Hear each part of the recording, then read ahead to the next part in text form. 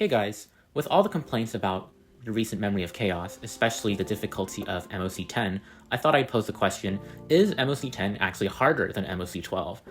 Well, of course the answer is no, but both are quite challenging in their own right, and the difference between MoC 10 and 12 is not quite as big as you'd expect. At first this might seem preposterous, right?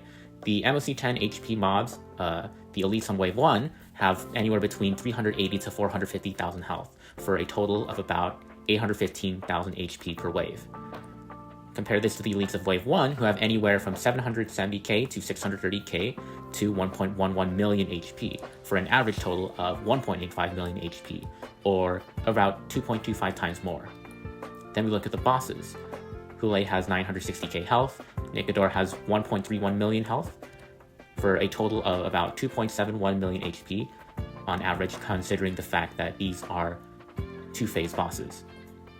And then for MoC 12, we have Trusting with 1.54 million HP per phase, and then Nikador with the Savage God of Fury, who has about 3.77 million health per phase.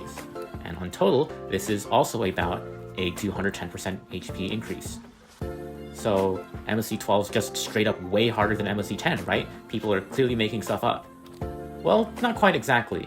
If we look at the spawns, you'll notice that MoC 12 has a lot more spawns than MoC 10. On MoC 10, you just have the Arumaton Beetle, who summons 2 spiders that deal 15,000 damage on death. Not really that significant. And for MoC 12, you have the IPC Head, as well as the Fury Praetor and the Arumaton Gatekeeper. The IPC Elite spawns 3 elites, or rather 3 IPC workers, I should say, and spreads performance points. Breaking or killing any of the IPC with performance points will grant a one-time 50% damage boost upon breaking or killing them. As for the other side, the Fury Praetor summons 2 Fury Guards, who have about 6% max energy if you break them. And for the Arumaton Gatekeeper, he spawns 2 Ingenium Dragonfishes, where if you kill them, they also do 15k death damage like the Beetles, but also shred defense by 30% on AoE. This is pretty massive, as a 30% defense shred is about a 20% damage multiplier, and a 60% def shred is almost a 50% damage multiplier.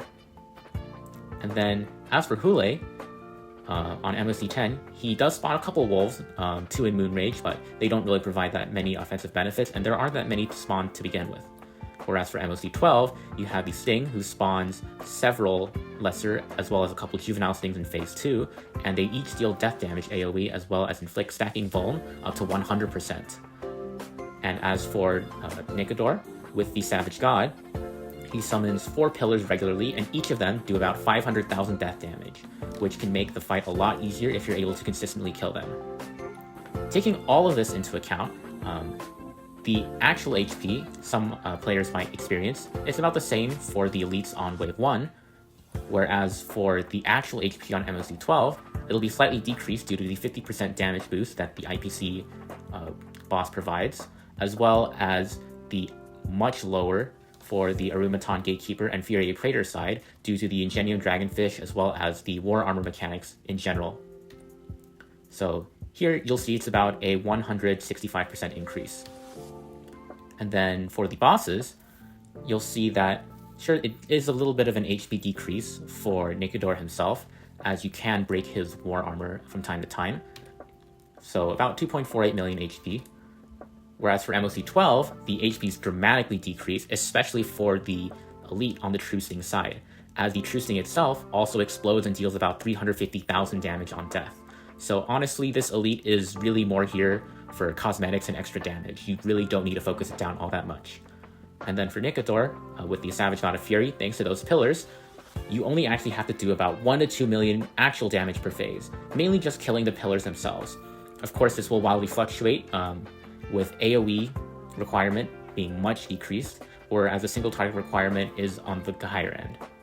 However, you should be able to focus down the pillars, and killing the pillars even one by one is still much more damage efficient than damaging Nikador directly. So here you can see, in a somewhat ideal scenario, MoC 12 bosses will only be about 14% tankier than their MoC 10 counterparts. So, of course, there's the fact that, there are enemy levels to take into factors. So MoC 10 enemies have level 90, whereas MoC 12 enemies are level 95. This means that MoC12 enemies hit 8.3% harder and are 4.5% bulkier. Honestly, not that much of a difference, but if you're already struggling to sustain an MoC10, then of course it will be much harder in MoC12. And for another interesting comparison, I think looking at the Nikador boss as well, for MoC10 versus 12, because honestly these are very much two different fights.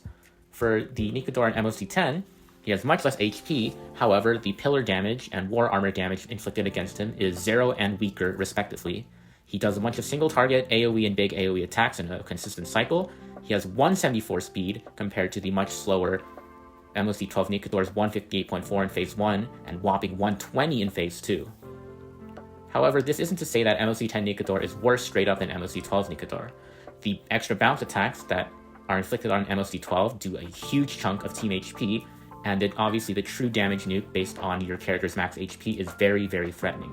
So overall, you can break the two different boss archetypes down, with MoC10 Nikador being a weaker attacker, but much faster and so harder to kill, and it's more of a single target check, whereas the Nikador in MoC12 attacks much harder but hits slower and is more of an AoE check. So some overall takeaways. MoC10 and 12, they are definitely quite different in terms of how you want to counter them. For instance, the latest DPS on release, the Herda, has a very strong matchup versus MoC12 Nikador, but against MoC10, not quite as much. And of course, Hulei is great for Yunli and Fei Xiao, but Yunli really does not like the fact that Nikador barely hits at all in MoC12. So with that in mind, failing to prepare, or if you don't have the right matchups, say you have a lot of AoE units and you don't have much good single targets, then you can actually feel like MoC10 is just as hard as MoC12, if not harder. Looking at it from a macro scale, MoC10 hits slightly weaker, but it does have faster enemies, whereas MoC12 has more beneficial summons if you can manage to kill them, but has a stronger burst overall. This isn't really due to the fact that the levels are higher, as shown before, but rather because the enemies themselves tend to have stronger waves of burst damage and CC.